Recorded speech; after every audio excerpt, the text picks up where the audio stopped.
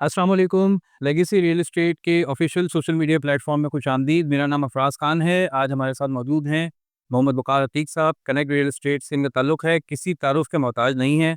आप इनको अक्सर डीएचए सिटी और रियल एस्टेट के मुख्तलिफ मौज़ूआत पर वीडियो और व्यूज़ पेश करते हुए अक्सर देखा करते हैं। वक़ार भाई, आज आपको ख़ास तौर पे इसलिए मदऊ किया कि कल डीएचए सिटी में एक प्रोग्राम हुआ, जिसमें जो क्लीयरेंस ड्राइव थी, उसके हवाले से सर्टिफ़िकेट्स दिए गए। साथ ही जो नए एडमिनिस्ट्रेटर अपॉइंट हुए हैं 2 महीने पहले, ब्रिगेडियर काशिम नईम साहब, उनसे पहला इंटरेक्शन था रियल एस्टेट डीलर्स का और स्टेक होल्डर्स का, जो कि काफ़ी से ड्यू था। कल एक बहुत ही सैर हासिल गुफ्तगू हुई और माशाल्लाह आपने बहुत अच्छे पॉइंट्स रेज़ किए। अच्छा, उसपे सबसे अच्छी बात ये थी कि ब्रिगेडियर साहब की तैयारी जो मुझे लगी कि उन्होंने अपने सारे सीएफओज़ और डायरेक्टर्स को बुला के रखा हुआ था हर डिपार्टमेंट के।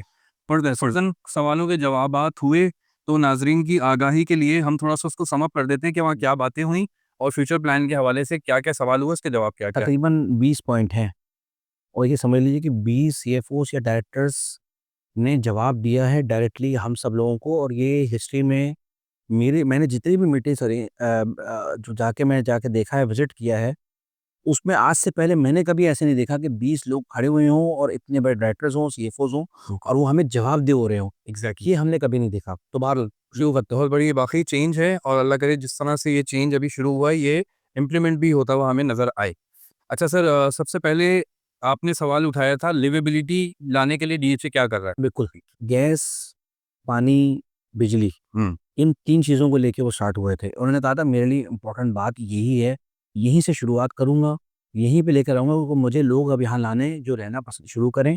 और जिस तरह का यहाँ पे डेवलपमेंट है वो इस्लामाबाद के टक्कर की है। जिस तरह का यहाँ मौसम है, जिस तरह का यहाँ लैंडस्केप है, और मैं चाहता हूँ कि सबसे पहले गैस, बिजली और पानी को लेकर आया जाए। बिल्कुल। गैस के बारे में अफ़राज़ भी आप डिस्कस करोगे, इनकी टाइमिंग क्या थी, क्या टाइमलाइन थी, क्या था? गैस के लिए उन्होंने टाइमलाइन ये दी कि जी सुई गैस से उनकी बातचीत चल रही है, जो कि बकौल इनके 1 साल के अंदर सुई गैस इनको कनेक्शन फराहम कर देगी और उसके बाद इन्होंने अपने इंटरनल जो लाइनिंग वगैरह का काम करना है, वो ये मुकम्मल करेंगे, गैस की सप्लाई पहुँचाएँगे सेक्टर वाइज़। पानी के बारे में बात करें। पानी के बारे में उन्होंने बताया कि जी पानी के लिए 5 ओवरहेड टैंक्स और 6 अंडरग्राउंड टैंक्स हमारे हॉल्ट हुए हुए थे। उनको उनसे बेसिकली सारे सारे सेक्टर्स में पानी पहुँचना है ना, तो अंडरग्राउंड टैंक फ़ाल नहीं थे, जिस पे फ़ाल करने के लिए फंड रिलीज़ किया गया है। सबसे बड़ी उन्होंने ये बात कही कि मैंने आते ही हर काम का फंड रिलीज़ किया है। ठीक है। ओवरहेड टैंक्स को फिनिश करने का काम चल रहा है। अंडरग्राउंड टैंक से जहाँ से पानी सप्लाई होना है इंशाल्लाह। अप्रैल तक का मुझे जो टाइम उन्होंने कहा है कि 14 और अप्रैल तक जब मतलब एक्सपेक्टेड की जो कंप्लीशन डेट जो उनके ऑफिसर्स ने उनको दी है, हाँ, तो उसी लिहाज से उनका भी प्लान यही है कि अप्रैल तक कर लिया है। तो मेरे लिहाज से अगर हम जून-जुलाई का टारगेट भी रखें, तो भी कोई बुरा नहीं होगा कि कोई बुरा नहीं है। कि वो ट्रांसमिशन के ज़रिए पानी ओवरहेड्स के ज़रिए और ये अंडरग्राउंड के ज़रिए घरों तक पहुँचे। बगैर 14 में सेक्टर 3 में पावर्स के बगैर पहुँचे हो आप। ग्रिड स्टेशन इन हाउस बनाने जा रहे हैं हुँ, और उसके साथ-साथ ट्रांसमिशन को भी मुकम्मल करेंगे, जिसको मुकम्मल करने में इनको 2028 का टाइम चाहिए। बिल्कुल। और ये छोटा काम नहीं होगा, अरबों रुपए की इनके अंदर इन्वेस्टमेंट है। इससे पहले मेरी के इलेक्ट्रिक में लोगों से ऑफिसर से बात भी हुई थी। हुँ, उन्होंने भी मुझे ये बात बताई थी कि भाई ग्रिड स्टेशन बनने के लिए डीएचए जो है वो सीरियस ज़रूर है, लेकिन इसमें बहुत पैसे लगेंगे और टाइम भी कम से कम 3 साल का लगेगा, कम से कम 2 साल का लगेगा ट्रांज़िशन में। बहुत बड़ा। तो 2028 का जो उनका टारगेट है वो लिंक्ड अप है एक्सपो से। हुँ, ठीक है ना? जी, कि एक्सपो ने जब वहाँ जाना है 2028 में रेडी होना है, वहाँ पे जी। जाके जितनी भी आइडियाज़ की जो मीटिंग्स होनी है और एक्सपो लगना है, उसके लिए उनको बिजली का एक सारा काम मुकम्मल करना ज़रूरी है। हुँ। तो ये बिजली का ताल्लुक उससे था। डीएचए सिटी मैनेजमेंट इस वक़्त बहुत ज़्यादा सीरियस है डीएचए सिटी को लिवेबल करने के लिए। हुँ। इसके लिए वो आउट ऑफ द बॉक्स जाके बहुत से ऐसे डिसीज़न लेने के लिए तैयार हैं, बहुत से ऐसे वेलकम लोगों को करने के लिए तैयार हैं, जिसमें सर-ए-फ़हरिस्त है, कोई रेस्टोरेंट वाले अगर डीएचए सिटी में अपना सेटअप करना चाहते हैं, तो डीएचए सिटी मैनेजमेंट इस वक़्त उनको जगह भी देने को लैंड भी देने को तैयार है, स्पेस देने को तैयार है, उनके लिए किसी हद तक जगह बनाने को तैयार करके देने को भी तैयार है और तकरीबन 2 से ढाई साल तक रेंट फ्री स्पेस देने को तैयार है। इट डिपेंड्स कि कितना बड़ा ब्रांड है। लेकिन ब्रांड आना चाहिए, अच्छा ब्रांड आना चाहिए। तो अगर किसी के राब्ते में कोई रेस्टोरेंट चेन है अच्छी रेप्यूटेबल, तो वो ज़रूर डीएचए सिटी मैनेजमेंट से राब्ता खुद करें, जाके राब्ता करें। डीएचए सिटी मैनेजमेंट से डायरेक्ट बात करें हाँ, बिल्कुल जाएँ। या हमसे कहेंगे तो हम आपको कॉन्टैक्ट बिल्कुल करेंगे। डायरेक्ट राब्ता करा देंगे, बिल्कुल। दूसरी चीज़, थीम पार्क और इस तरह की रिक्रिएशनल एक्टिविटीज़ के हवाले से कोई भी बंदा, कोई भी कंपनी अगर वहाँ पर अपना थीम पार्क, कोई भी रिक्रिएशनल एक्टिविटी या वाटर पार्क इवन इस तरह की कोई भी चीज़, आजकल बहुत सारे इवेंट्स होते हैं सर, गो कार्ट होता है, आजकल पेंट बॉल होती है, बहुत सारे इवेंट्स होते हैं ना। अब आज मैंने देखा बिन कासिम के अंदर पेंट बॉल का एक वो भी प्राइवेट लोगों ने लगाया हुआ है ना, अच्छे पढ़े लिखे लड़के हैं, उन्होंने पेंट बॉल का अपना सेटअप बनाया है वहाँ पर। वो ज़ाहिर है गवर्नमेंट ऑफ सिंध को कुछ ना कुछ टैक्स दे रहे होंगे ना, पेमेंट कर रहे होंगे। भाई मेरे हाथ से करना चाहिए और ये मेन ऐसे पॉइंट्स हैं दोनों जिसके लिए डीएचटी कराची पैसे भी खर्च करने को तैयार है और जगह भी देने को तैयार है। उन्होंने कहा कि बिजली का खर्चा आप करें, अपनी मार्केटिंग आप खुद करें, अपने खर्चे जो महीने के वो खुद आप भरें। तो उस लिहाज से वो जगह देने को तैयार है, किराया लेने को शुरू में तैयार नहीं है, आगे चल के जो और मेन जगह पे देने को तैयार है। सेक्टर 2 के एंट्रेंस के पास लेफ्ट साइड पे जगह सेक्टर 2 ए बी में, वहाँ भी देने को तैयार है। बी में भी और इसके अलावा जो जहाँ भेजेंगे से बाहर मेन गेट के बाहर सेक्टर 3 में जहाँ विजिटिंग सेंटर है ट्रांसफर ऑफिस है, वहाँ किसी एक अच्छे कैफे के लिए वो एक बंदा ढूंढ रहे हैं। वो कैफे बन चुका है, मेरा फिर तैयार कर दिया डेवलप भी बना दी, उसको ऑपरेशन करने के लिए बंदा ढूंढ रहे वो हो। बंदा ढूंढ रहे हैं, कोई कंपनी ढूंढ रहे हैं जो कि रेस्टोरेंट का बैकअप बैकग्राउंड रखते हो और वो उसको जाके लीड करे, और मार्केटिंग भी करे भरपूर। उसकी मार्केटिंग भी करे ताकि लोगों को ज़्यादा से ज़्यादा फुटफॉल भी है। इंटरनल वो एक क्लब बनाया गया है जिसमें छोटा सा सिनेमा, एक जिम बना है वहाँ पर। उसके अलावा जकूसी है, स्वाना है उसमें, मतलब एक क्या है बहुत ज़बरदस्त, जैसे हमारे माई जिम में इत्तेहाद कमर्शियल में एग्जैक्टली उसी तरह की जगह बनाई गई है कि आप जब वहाँ जाएँ तो रिलैक्स करो। फूड सिस्टम वहाँ पे बना बेहतरीन चीज़ है। मैं ज़बरदस्त चीज़ है, क्लब बन चुका है, तो उसको ऑपरेट करने के लिए कोई ना कोई टीम चाहिए उनको। एक्सपो के लिए उन्होंने कहा कि जी 2028 का जो एक्सपो है, ग़ालिबन उनका इशारा आइडियाज़ 2028 की तरफ था। वाज़ेह तौर पे उन्होंने कुछ नहीं कहा, लेकिन हमें लगा ऐसा कि वो एक्सपो 2028 जो कह रहे हैं, वो आइडियाज़ की बात कर रहे हैं। ठीक तो इसका मतलब 2 से 3 साल में expo centre fully 2028 2028 next point पाया सर। नेक्स्ट पॉइंट था, अच्छा एक अंडरपास उन्होंने बनाने की बात की मेन गेट पर। क्या ये मुझे समझ में नहीं आया, ये क्यों बना रहा है? बिला वजह का खर्चा किस लिए कर रहे हैं जब हम ऑलरेडी फेस सेक्टर 2 से आ सकते हैं और हैदराबाद से है। हाँ, और सेक्टर 2 से लकी सीमेंट का भी इंटरचेंज है, वहाँ से भी आ सकते हैं। हुँ। और फिर हैदराबाद से आने वाले तो अप्रोच ही हमारी गेट से वो तो इज़िली ईज़ी आ सकते हैं। हाँ। तो इस अंडरपास की बिला वजह की ज़रूरत क्या है? ये ऐस बिला वजह की मुझे ये मतलब मुझे इसमें ये लगता है कि अब आज तक भी हम तो खैर आदी हुए हैं, हम तो आँखें बंद करके भी ट्रैवल करते हैं अंदर। जो नया बंदा जाता है ना, उसको सेक्टर 1 से और हेड ऑफ़िस तक आने में या फैसिलिटेशन सेंटर आने में बहुत मुश्किल है। रास्ते में भटक जाता है। वापसी जिसके पास एम टैग नहीं होता, वो वापसी में भी भटक जाता है। जब रिहाइश हो जाए तब कर लो ना ये काम सारे, 3-4 साल बाद कर लेना। अभी तो जो सेक्टर 4 और सेक्टर 7 के दरमियान का जो फ्लाईओवर है उसको कंप्लीट कर लें या रिहाइश आने के लिए कोई सोसाइटी लॉन्च कर दें।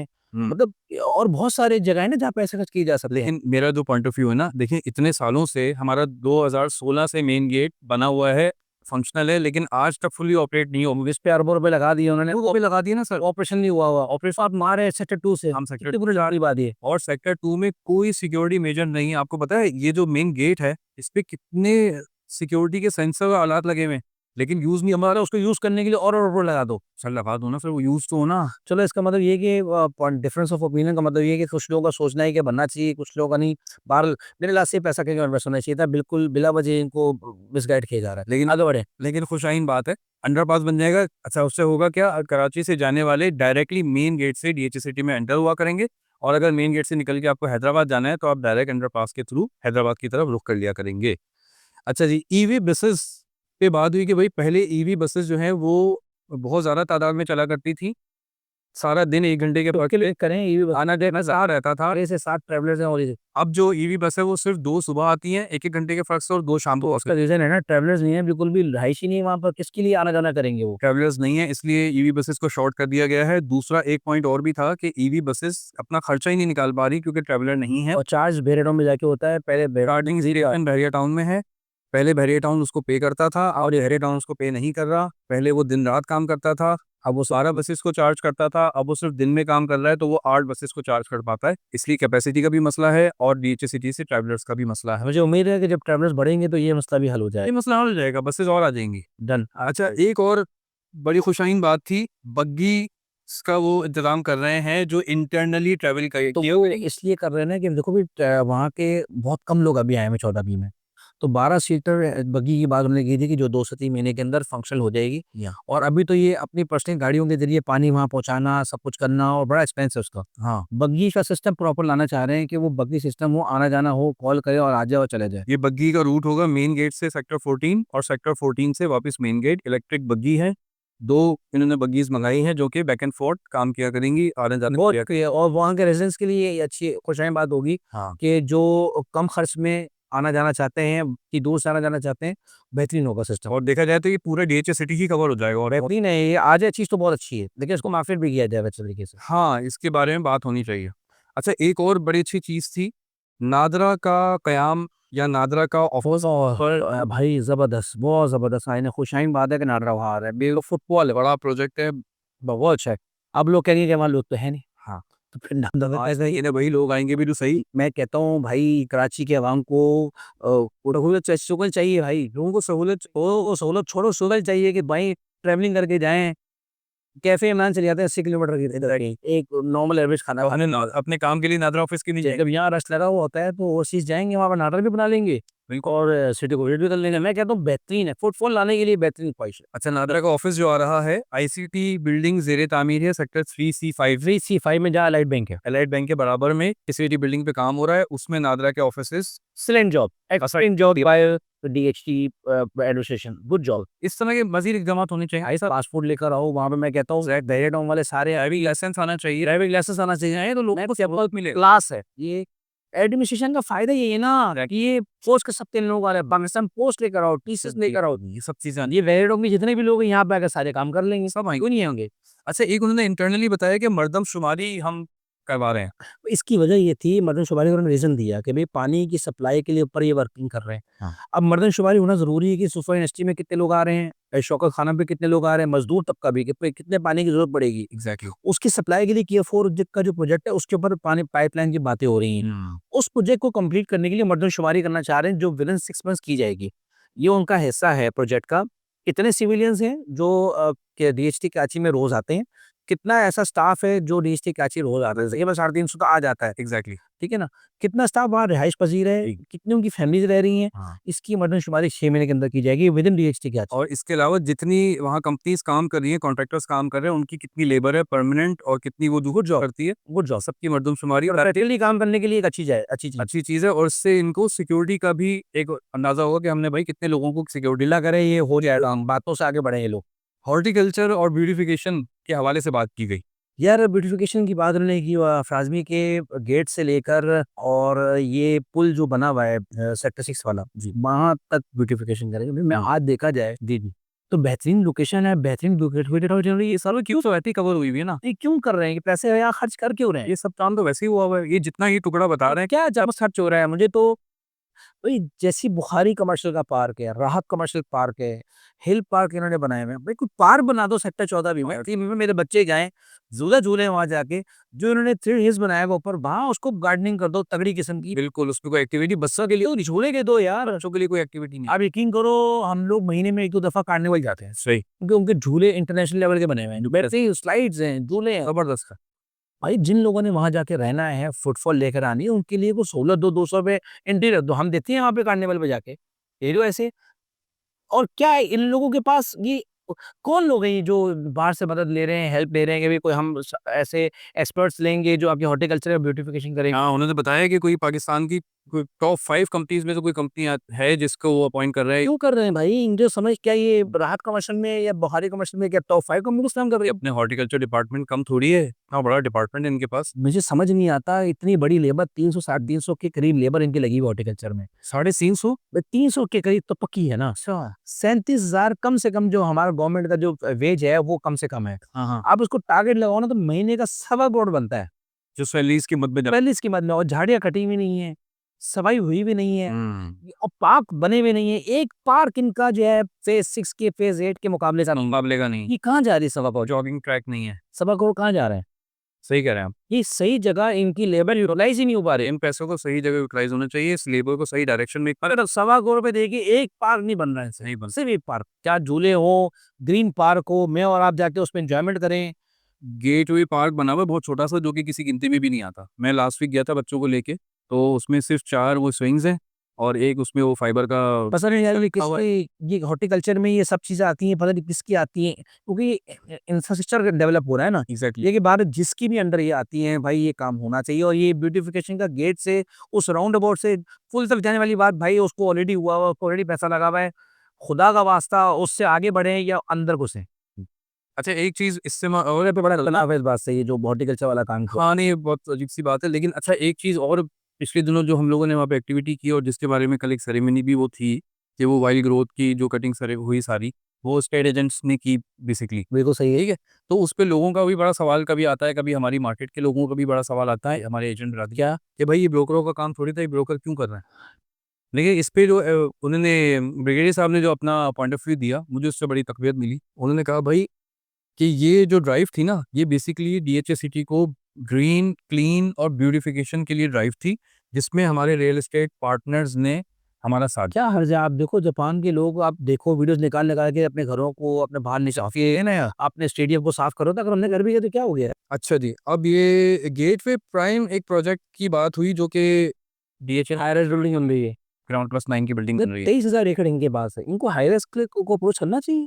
इनको यार विलास पे अप्रोच करना चाहिए। मेरा ख्याल है इनके पास वो टीम ही नहीं है जो कैपेबल हो, कंपैटिबल हो, ये समझा सके कि 23,000 एकड़ में हाई राइज बिल्डिंग्स की बात नहीं की जाती। नहीं की था। हॉरिजॉन्टल ग्रोथ, वर्टिकल ग्रोथ, इसके बारे में इनको कौन समझाएगा? बिल्कुल, हाउसिंग आनी चाहिए, खास तौर घरों पे भी आज हाउसिंग, पे वो बिल्कुल गेट के साथ आनी चाहिए। भाई ईवी सिस्टम चल रहा है आजकल। मैं आपको बताऊं, देखो मेरी बात सुनो, मुझे अभी कोई गाड़ी चाहिए, जी, तो मैं घर में चार्ज करूंगा ना उसको। सही बात है। अपार्टमेंट में कैसे चार्ज? मैं अपार्टमेंट में चार्ज नहीं कर सकता उस गाड़ी को। अभी मुझे मेरा घरों में अगर आपको बिजली के बिल की बात की जाए, 2 सवा 2 लाख 2.5 लाख बिल है। Yeah. अब मेरे घर में तो कोई बिल नहीं आता, फायदे अल्हम्दुलिल्लाह मैंने सोलर सिस्टम लगाया हुआ है। एग्जैक्टली, क्योंकि घर था तो लगा दिया, अपार्टमेंट में कैसे चलाएंगे? बातें यूटिलाइज हो रही हैं, इतनी दूर जा रहा है यस, कि कौन कौन लोग इनको मशवरे देते हैं ये हाई राइज बिल्डिंग। नहीं ये वाकई ये काम करने का नहीं था। इसके बजाय कोई हाउसेस की स्कीम आनी चाहिए थी जो डीएचओ। भाई हम बेच के देंगे। अब्दुल्ला लखानी ने बोला कि भाई हमें आप हम बेचेंगे इसको, लोग लेने को। लोग हाथों हाथ लेंगे, डीएचए का प्रोजेक्ट लोग लेने को तैयार हैं। इन आप समझो ये कि जो ये काम हो रहा है ना, हमारे जितने भी बाहर लोग गए हुए, आप यूके यूएस रहते हैं लोग, वहाँ परेशान हैं। लोग परेशान। वहाँ इमिग्रेशन के बहुत बड़े इश्यूज हैं। लोग अपना मकान बनाना चाहते हैं, हाँ, और यहाँ मकान आसपास सब गुलशनबाग वगैरह में जो 1 करोड़ 1.25 करोड़ का फ्लैट होता था, वो 3-3 करोड़ रुपए के हो गए हैं। फ्लैट्स बहुत महंगे हो गए हैं और मकान चाहिए, मकान चाहिए, फ्लैट के अब ज़ाहिर है वो उसके पानी को बात ही नहीं। कोई बात नहीं। कोई कॉम्पिटेंसी ही नहीं है कि इस बारे में कोई सर्वे कराया जाए कि भाई रिक्वायरमेंट क्या मार्केट में, पहले डाउन डाउन है इसके बारे में। मैं डिसअपॉइंटेड हुआ इनकी जो। नहीं, आप सही कह रहे हैं। देखो बैरियर टाउन के इस वक़्त डाउन होने का बेनिफिट जिस तरह डीएचए सिटी को आना चाहिए वो नहीं आने वाला। हाउसिंग की बहुत फूदान है। अभी भी आपको पता है रेंट पे और सेल के लिए कितने हमारे पास कॉल्स और क्वेरी आती है। भाई बैरियर टाउन में बिक क्या रहा है आज? डीएचए सिटी में जगह ही नहीं है। सिटी में जगह नहीं, लेकिन बैरियर टाउन में क्या बिक रहा है आजकल? मकान, रात बिक रहे हैं, कंस्ट्रक्टेड फ्लैट्स, बिल्डिंग, मकान। अली ब्लॉक में 1 करोड़ 40 लाख का हम भी है जो में उन्होंने दिए होते हैं और वो चढ़ रहे हैं, पता नहीं कौन समझाएगा। और आज ये फार्म हाउस तो कामयाब है ना, एग्ज़ैक्टली फार्म हाउस सारे आबाद हो रहे हैं और बेहतरीन चल रहे हैं वहाँ पे। 61 फार्म हाउसेस बताए ना सर ने कि वो तो बेहतरीन हुए, मैं तो कहता हूँ इसलिए क्योंकि उन्होंने डेवलप करके दिए ना, उसी ने बात किया उसको। ही होता है। अच्छा, एक जो घर बनाने या प्लॉट लेने के लिए जो एक मिडिल क्लास तबका है या वो ऐसा तबका जो अफोर्ड नहीं कर पाता, उसके लिए एडमिनिस्ट्रेटर साहब ने बताया कि बैंक लोन के लिए कोई स्कीम की इनकी 2 बैंक से बात चल रही है जो कि अफोर्डेबल इंटरेस्ट रेट पर और ईज़ी प्रोसेसिंग के थ्रू। उस ये फोन में बात करी थी कि हम बात कर रहे हैं कि जो लोग हाउसिंग सोसाइटी की जो स्कीम निकली हुई है गवर्नमेंट की ना, उस पे डीएचटी कैची को भी डाला जाए और कम पैसों में, कम इंटरेस्ट पे, कम उनको जो है वो चार्ज किया जाए, और वो यहाँ डीसी डॉक्यूमेंटेशन की अल्लाह करे ये चीज़ें हो जाएंगी, क्योंकि मार्केट भी किया जाता है अंदाज में। मार्केटिंग होनी चाहिए। हम तो खैर अपना रोल प्ले करते ही है, ज़ाहिर है मार्केटिंग डिपार्टमेंट जहाँ लैग करता है वो कोशिश हम कर लेते हैं अपने हिसाब से। अच्छा, इसके बाद जो टीएनआर के डायरेक्टर हैं कर्नल नदीम साहब, उन्होंने कुछ चीज़ें बताई ट्रांसफ़र रिकॉर्ड के हवाले से और ख़ास तौर पे उन्होंने हाईलाइट किया ओवरसीज़ लोगों के सवालात और मुश्किलात को, जो कि डायरेक्टली उनसे भी बात। मैं कहता हूँ सबसे ज़्यादा जो खराब और जो परफॉर्मेंस है ना वो इसी टीएनआर की, क्योंकि देखें हम जिनको फ्लैट या प्लॉट बेच रहे हैं, हाँ, वो मुकाबला करते हैं दुबई से, वो मुकाबला करते हैं बाकी सब जगहों से। वहाँ जो वो एक दिन में चीज़ लेते हैं, वो उसी दिन उनको स्टेटमेंट मिलती है, उसी दिन उनकी चाबी मिलती है, एक दिन में बुकिंग होती कुछ उनके नाम पे ट्रांसफ़र हो जाता है। है, एक दिन में। और यहाँ हम 3-3 महीने में, कहता हूँ एक दिन में ना करो, कम भाई तुम हफ्ता ले लो।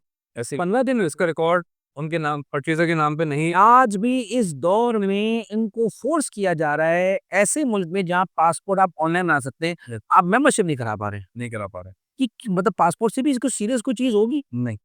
ये समझ ही नहीं आ रही बात इन लोग, खैर टीएनआर भी नहीं है। कर्नल साहब ने खैर इस पे बात की। क्या की उन्होंने? ओवरसीज़ के लिए चीज़ों को बहुत आसान करने जा रहे हैं और जितना हो सकता है उनको ईज़ कर रहे हैं। तो जमा खर्च है मेरे लास्ट से अभी तो बस पर होप फॉर गुड, अल्लाह करे ये जो बता रहे हैं बातें ये इम्प्लीमेंट हो जाए, अच्छी बात अल्लाह है। करे हो जाए। अच्छा, एक चीज़ उन्होंने और डिस्कस की कि ट्रांसफ़र का जो प्रोसेस है, प्लॉट ट्रांसफ़र का, उसमें सेलर को मैंडेटरी है वो डीएचए ऑफ़िस तशरीफ़ लाए। और बहुत से केसेज़ ऐसे होते हैं जिसमें सेलर नहीं आ सकता या नहीं आना। यार होना चाहिए, वीडियोज़ के ज़रिए होना चाहिए। तो उन्होंने कहा इसके हम ऑनलाइन ट्रांसफ़र का कोई मैकेनिज़्म बनाना है, कहता हूँ खुल जाए ना, अभी बना रहे हैं। अल्लाह करे हो जाए अल्लाह। या ये मेरे ख़्याल में डीएचए सिटी के ये चेंज को बूस्ट करने के लिए बहुत बड़ा अल्लाह करे हो जाए, ये तो गेम चेंजर होगा। बहुत बड़ा यूएस में, यूरोप साइड में, यूके की साइड में लोग आने को तैयार ही नहीं है, प्लॉट लेने को तैयार नहीं, क्योंकि उनका ट्रैवलिंग एक्सपेंस बहुत ज़्यादा वो ये कहते हैं यार हम कभी बेचना होगा तो हम बेचेंगे कैसे? 5-5 साल तक तो यहाँ आते नहीं है। नहीं आते, लोगों की जॉब्स हैं, लोगों की लाइफ़ सेटल है वहाँ पे, बच्चे हैं, लोग कैसे वो ऑनलाइन बेचना चाहते हैं, खरीदना चाहते हैं, दैट्स इट। अच्छा, इसके बाद जो वहाँ पर मोबाइल टावर्स की कनेक्टिविटी और सेक्टर 14 में कुछ इंटरनेट ब्रॉडबैंड के हवाले से ब्रिगेडियर साहब ने बताया कि मोबाइल टावर का एक बूस्टर अभी लगा दिया गया है नवंबर में, और एक और टावर से उनकी बात चल रही है जो कि टावर भी इंस्टॉल होगा, जो कि ओवरऑल डीएचए सिटी में जहाँ-जहाँ कनेक्टिविटी लैग करती है मोबाइल सिग्नल्स की, उसको कवर करेगा। सही है, गुड। ख़ास तौर पे सेक्टर 14 में चूँकि अब फैमिलीज़ आना शुरू हो गई हैं, घर वहाँ पे कंप्लीट हो चुके हैं। तो उसमें broadband connection, internet broadband connection के लिए लाइन्स का इंस्टॉलेशन का सारा काम अब किया जा रहा है। स्ट्रीट लाइट्स के बारे में बात हुई, तो स्ट्रीट लाइट्स के बारे में भी ब्रिगेडियर साहब और इस सेक्टर्स में उन्होंने ठेका दे दिया ठेका दे दिया। और इतने ईयर वो कह रहे हैं कि वैसे अभी तो सेक्टर 3 बी में दे दिया उन्होंने ठेका ना, हाँ। उसके पैसे फंड उनको रेडी हो जाएंगे, वहाँ तो लाइट्स लग रही हैं। सेक्टर 2 की तरफ भी लेके जा रहे हैं, तकरीबन 8 से 9 पार्ट्स में इन स्ट्रीट लाइट्स को इंस्टॉल किया जा रहा है विदिन अ ईयर। एक साल से 9 काफ़ी लाइट अप हो जाएगा सेक्टर 14 भी, सेक्टर 3 ठीक है। इसके बाद मस्जिद की बात हुई कि 2 मसाजिद अभी ज़ेरे तामीर हैं। एक सेक्टर 14 ए की जो ऑलमोस्ट कंप्लीट हो चुकी है, ठीक है, और दूसरी सेक्टर 3 बी में मस्जिद बन रही है, जिस पे अभी काम चल रहा है। फार्म हाउस की तरफ क्यों नहीं बनाया उन्होंने, समझ नहीं आई मुझे बात। हाँ, फार्म हाउस में अगर 61 फार्म हाउसेज़ अगर वहाँ यहाँ फार्म हाउस बननी चाहिए थी। 14 ए में उन्होंने दे दिया, 6 डी में दे देंगे, क्या किसके लिए ये कर रहे हैं ये? 3 बी में दे रहे हैं, हालाँकि 3 ए में जामा मस्जिद मौजूद है, और 14 ए में मस्जिद ये प्लानिंग का भी आने अफराद प्लानिंग सर 14 बी में आबादी है, मस्जिद 14 ए में बन रही है। सुल्तान है, कौन जाएगा वहाँ पर? कौन जाएगा वहाँ? मतलब इनको इनको मत्तो देने के कौन लोग हैं? एक और मज़े की बात बताऊँ, 14 बी वाले जो रेज़िडेंट्स हैं ना, उनके लिए चारों तरफ से बाड़ लगा दी गई है, फेंसिंग कर दी गई है, ताकि उनकी सिक्योरिटी आसान बनाई जाए। एक ही रास्ता खोला हुआ है, और वो रास्ता पता है कौन-सा खोला हुआ है? 13 बी के सामने वाला। अगर किसी को मस्जिद जाना भी है वो रेज़िडेंट को, तो वो 14 बी के सामने से निकलेगा, पूरा घूम के फिर 14 ए में जाएगा, वहाँ नमाज़ पढ़ेगा जाके। भाई इनको कौन हालाँकि बस से नहीं, ये सामने गेट है, वो गेट बाड़ लगा के बंद कर दी। इनको कौन देता है मशवरे? मैं तो हैरान हूँ कि ये एडमिनिस्ट्रेशन भाई 14 इनको पता चले, इनको अंदर के लोगों को पता चले कि प्रॉब्लम्स क्या है। समझ से बाहर चाहिए, 14 बी में रिहाइश है, 14 बी में मस्जिद होनी चाहिए, पार्क होना चाहिए, 14 ये मुझे मार्केट होनी चाहिए।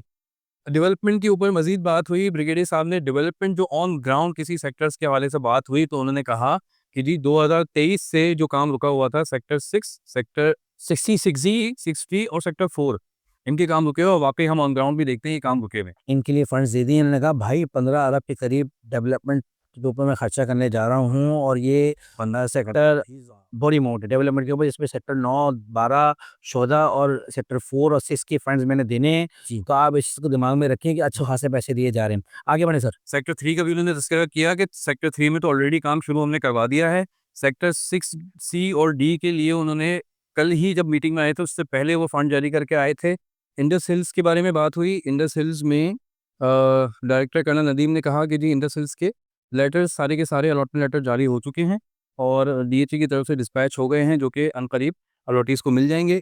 इंडस हिल्स की कनेक्टिविटी के ऊपर बात हुई, तो उसपे ब्रिगेडियर काशिफ नईम साहब ने बताया कि उसकी कोई कनेक्टिविटी का ब्रिज है बेसिकली, जिससे इंडस हिल्स की तरफ आप जाया करेंगे, उसको बनाने के लिए भी कॉन्ट्रैक्ट अवार्ड कर दिया गया है। अब मैंने ये बात देखी है कि अगर ये बाकी एडमिनिस्ट्रेटर्स की तरह से बातें ही ना हो, अगर वाक़ई डेवलपमेंट की तरफ चली जाए बातें, तो ये ऐसे इक़दाम है कि ये साल भर के अंदर भी अगर हो जाए ना, तो अफ़राज़ भी कोई बड़ी बात नहीं। 2028 में जो हम कह रहे हैं कि लिवेबल होगा 5-10 साल के बाद, तो 2028 के बाद ये गेम चेंजर होगा हो जाएगा। बहुत सारे लोगों के लिए। क्योंकि देखो सबसे 4 चीज़ ज़रूरत होती है लिवेबिलिटी के लिए। पहली चीज़ है जो हमने वहाँ तक पहुँचना, सही वहाँ तक रसाई, वो मली एक्सप्रेसवे से जून जुलाई तक वो होगा। आसान कर देगा। फिर गैस, पानी, बिजली के लिए सिस्टम लाने के लिए बड़ी मेहनत कर रहे हैं सिस्टम के लिए। तो अल्लाह करे सब चीज़ें हों, इंसान आगे बढ़े। होप फॉर गुड, और इसी होप फॉर गुड नोट के साथ इस वीडियो को अख्ताम करते हैं। मज़ीद इसी इसके अलावा डीएचसीटी के हवाले से कोई भी इन्फॉर्मेशन लेना चाहते हो, DHCD साइट का विजिट करना चाहते हो या अपने किसी प्लॉट की असेसमेंट लेना चाहते हो, हमसे रब्ता कीजिएगा। जज़ाकल्लाह खैर। Thank you. Thank you.